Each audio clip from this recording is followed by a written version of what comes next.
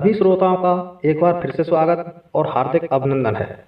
श्रोताओं, आपसे एक अनुरोध है कि आप मेरा वीडियो रेगुलर देखते हैं परंतु चैनल को सब्सक्राइब नहीं करते, तो कृपया चैनल को सब्सक्राइब कर लें और सब्सक्राइब बटन के पास में छोटा सा एक बेल आइकन होता है, उसे भी प्रेस कर लें। श्रोताओं, आज के वीडियो में मैं आपको बताऊंगा कि माता सीता रावण की पुत्री थी या नहीं। इस रहस्य को जानने के लिए कि माता सीता रावण की पुत्री है या नहीं है, आइए चलते हैं अपने वीडियो पर। अद्भुत रामायण में एक प्रसंग के अनुसार सीता माता रावण की पुत्री थी। रावण ने जब माता निकुंभला की आराधना की तो इस तपस्या में माता निकुंभला से एक वरदान मांगा था कि मेरी मृत्यु जब होनी चाहिए माता, जब मैं मेरी पुत्री के प्रति कुछ गलत धारणा बना लूं। तो इस पर माता निकुंभला ने तथास्तु कह दिया था। तो एक तो स्वयं रावण के इस कथन से प्रतीत होता है कि माता सीता रावण की पुत्री थीं, और उसी में दूसरी कथा के अनुसार दंडकारण्यक वन में बृहद्रथ नामक ब्राह्मण निवास करते थे। ब्राह्मण अपनी कुटिया में प्रतिदिन पूजा पाठ किया करते थे। वे माता लक्ष्मी के भगत थे और माता लक्ष्मी को पुत्री रूप में प्राप्त करने की इच्छा से प्रतिदिन एक कलश में उन्होंने एक कलश की स्थापना की थी। उस कलश में मंत्रोच्चारित करके, मंत्रों से अभिमंत्रित करके जल और दूध के छींटे कुसा के अग्रभाग से डालते थे। हे श्रोताओं, जब इस तरीके से उन्हें पूजा करते करते काफी समय निकल गया तो उधर एक दिन लंकापति रावण दंडकारण्यक वन में आता है और ऋषि मुनियों से और उस ब्राह्मण से कर मांगता है। तो उनके पास तो कुछ था ही नहीं जिससे वे कर दें। कर के रूप में उनके पास कुछ भी नहीं था। तो इस पर रावण ने अपने सैनिकों को आदेश दिया कि इस कलश में, जिसमें कि ब्राह्मण रोज पूजा पाठ किया करता था, उस कलश में इन समस्त ऋषि मुनियों का खून निकाल लिया जाए, रक्त ले लिया जाए। उन्होंने कर के रूप में उन ऋषियों से, उन महात्माओं से खून ले, इस रक्त को लेकर रावण बड़ा प्रसन्न होता है, परंतु साथ में वो ऋषि श्राप देते हैं, अरे दुष्ट रावण, ये रक्त तेरे राज्य में रहेगा तो तेरे राज्य में अकाल पड़ जाएगा। ये घड़ा जहां भी रहेगा उस राज्य में अकाल पड़ जाएगा। तो रावण उस रक्त के घड़े को लेकर के अपने राज्य लंका को आ जाता है और मंदोदरी से कहता है, मंदोदरी, मैं इस घड़े को इस कमरे में बंद करके रख रहा हूं, तुम इस घड़े को देखना मत, क्योंकि इसमें एक बड़ी ही अद्भुत और रहस्यमयी वस्तु है। उस कमरे को बंद कर देता है। रावण इतना कहकर अपनी सभा को चला जाता है। हे श्रोताओं, उधर क्या होता है, मंदोदरी मन में विचार करने लगी कि मुझसे महाराज रावण ने इस कमरे में रखे हुए घड़े को देखने से मना किया है, परंतु इसमें ऐसी क्या वस्तु है, इसमें ऐसी क्या चीज रखी हुई है कि महाराज ने मुझे देखने से मना कर दिया।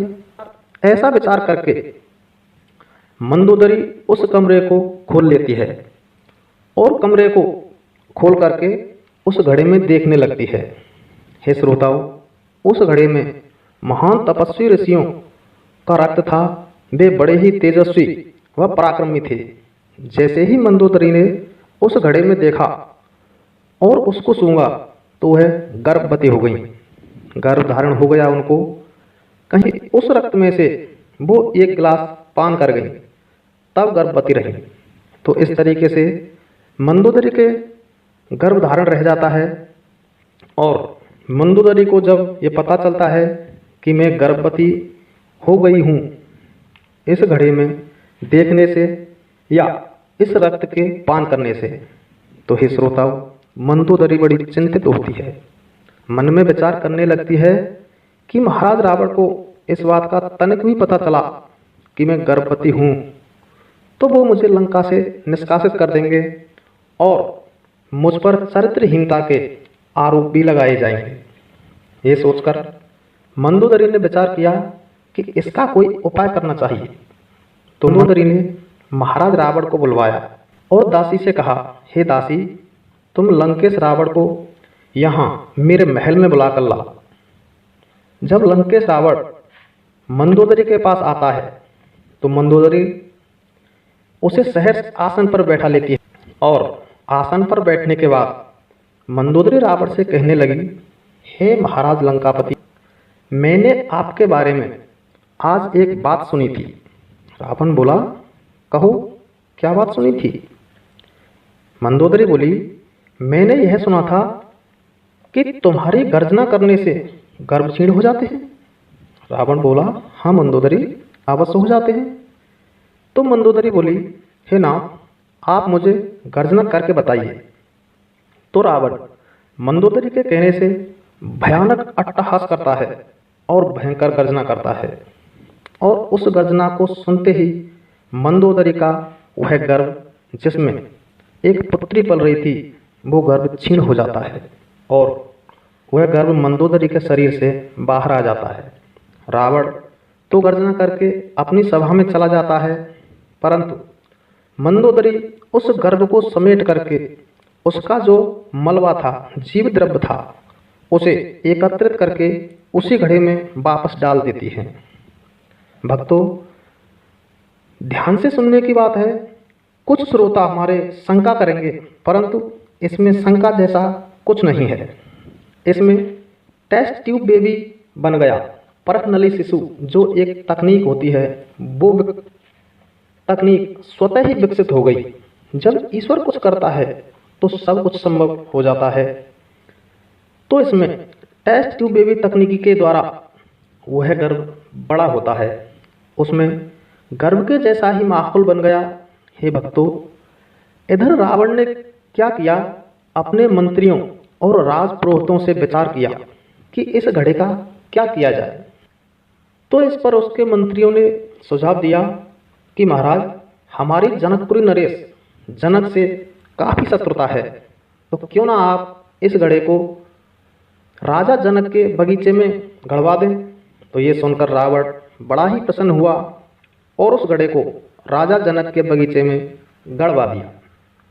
हे भक्तों, जैसे ही वह घड़ा राजा जनक के बगीचे में पहुंचता है तो राजा जनक के राज्य में अकाल पड़ना प्रारंभ हो जाता है। इधर वह कन्या जो मंदोदरी के गर्भ से पैदा हुई पुत्री थी, वह उसमें धीरे धीरे बड़ी हो रही थी, विकसित हो रही थी। ईश्वर के लिए सब कुछ संभव है। सबसे बड़ा वैज्ञानिक ईश्वर है, सबसे बड़ा डॉक्टर भी ईश्वर ही है। आप यह अच्छी तरह से जानते हैं। और इस ईश्वर वाले फैक्ट को तो वो नास्तिक लोग भी मानेंगे। हे श्रोताओं, इस तरीके से उस घड़े में माता सीता पूर्ण रूप से विकसित होकर एक शिशु बन गई।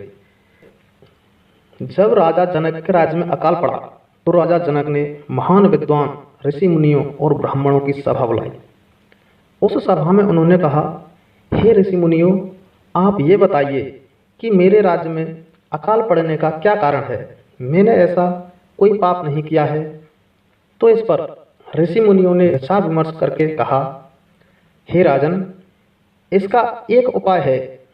यदि आप स्वयं स्वर्ण जड़ित हल से हल जोतेंगे तो आपके राज्य में से अकाल मिट सकता है। ये बात सुनकर राजा जनक शहर से तैयार हो जाते हैं और हल को लेकर अपने मंत्रियों सहित सीधे अपने बगीचे में चल देते हैं, उसी बगीचे में जहां माता सीता गड़ी हो। तो हे भक्तों, जब कुछ जमीन जुत गई, खेत जोत दिया गया, तो हल्का जो निचला हिस्सा होता है उस घड़े में अटक जाता है जिसमें माता सीता विराजमान थी। और जैसे ही वह हल्का हिस्सा अटका तो वह घड़ा ऊपर आ जाता है और उसमें से एक पुत्री के रोने की